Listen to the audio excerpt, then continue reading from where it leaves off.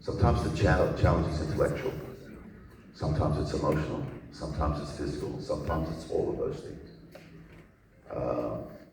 Very physical films, like Gladiator, like Cinderella Man,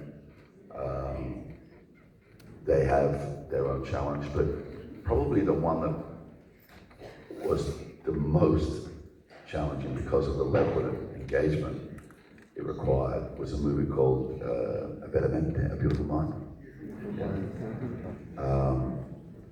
That was very tricky. It was a lot to take in, a lot to keep going within the character.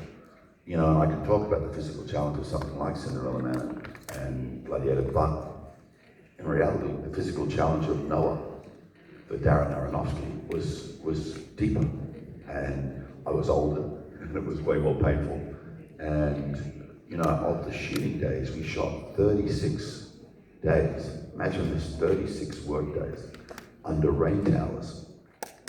So that's big. That's not just like some nice drifting summer rain. It's big Hollywood raindrops hitting you in the head like Chinese water torture. You know, for 36 of the 80 shooting days, it was very difficult. You know, Man of Steel, that costume. You know, I'm sure Henry Cavill has talked about this in the past as well.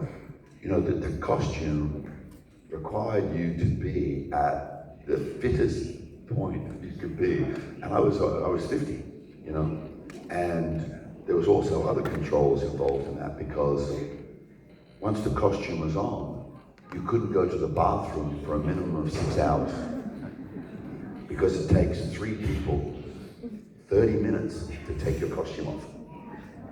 It was crazy.